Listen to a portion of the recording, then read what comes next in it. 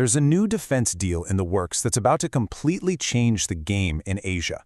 We're talking about India's incredible new air defense shield. And you know, it's a story of powerful new partnerships, some seriously next-gen tech, but also some pretty significant strings attached. So, let's get into it.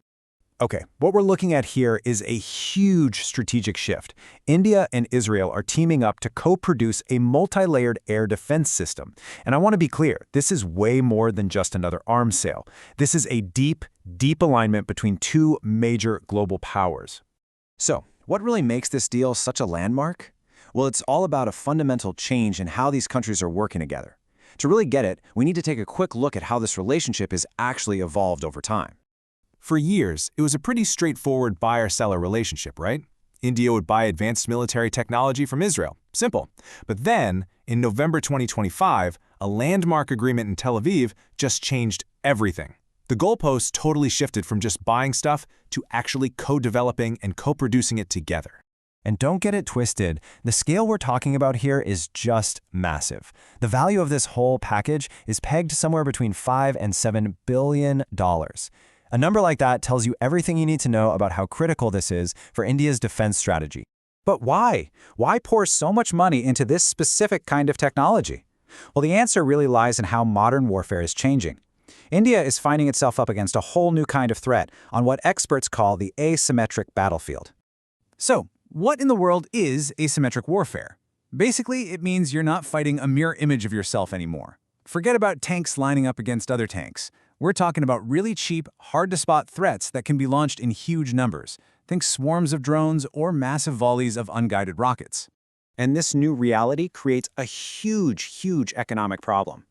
A single traditional interceptor missile, the kind you'd use to shoot down one of those incoming threats, can cost a staggering $100,000 for just one shot.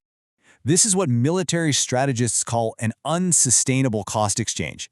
You're forced to fire a $100,000 missile to take down a drone that might have only cost a few $100 to build. Sure, you might win the immediate battle, but economically, you're being bled dry. It's a losing game in the long run. Now that is the exact problem this new India-Israel system is built to solve. It's not just one thing, it's a complete, multi-layered shield designed to flip that economic problem on its head.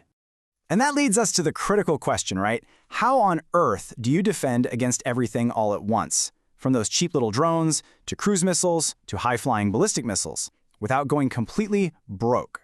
Well, the first part of the answer is probably the one you've heard of, the legendary Iron Dome. It's an absolute game-changer with a proven 90% plus success rate against rockets and mortars. But that's just the beginning. To solve the whole problem, you need a lot more. The full system is actually built on 4 separate but fully integrated pillars. The best way to think about it is like having 4 specialized tools in your toolbox, each one perfectly designed for a specific kind of threat, covering everything from low-altitude drones all the way up to space. Okay, let's break down these layers. At the very bottom, you've got Iron Beam. This is a laser weapon that can zap drones for literally just cents per shot, completely flipping that cost problem we talked about. A little higher up, you have the Iron Dome for rockets. For bigger, faster, medium-range threats, you have David's Sling. And then at the very top of the shield, there's the Arrow system, which can take out ballistic missiles outside of the Earth's atmosphere. It is a complete, top-to-bottom umbrella of protection. So, it sounds like the perfect defense package, doesn't it? A flawless solution. But this is where our story takes a pretty sharp turn. This incredible technology comes with some hidden and potentially very restrictive geopolitical strings attached. And the complication?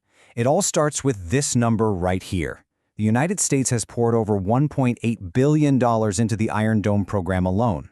And that means American tech and American money are baked deep into the DNA of this entire system. And that investment? It doesn't come for free.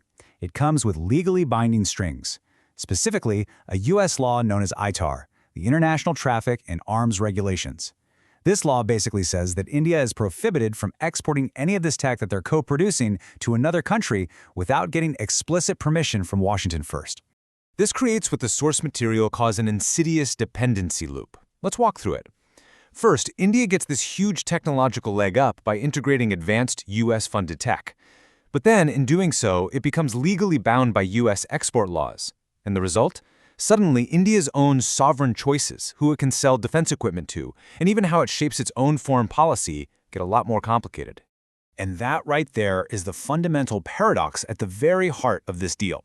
India gets an unbelievably powerful shield, but it comes with a leash, and that leash is held thousands of miles away in another country. It really forces us to ask what might be the defining question of 21st century defense. In a world of deeply integrated technology, where does a partnership end, and where does dependency truly begin?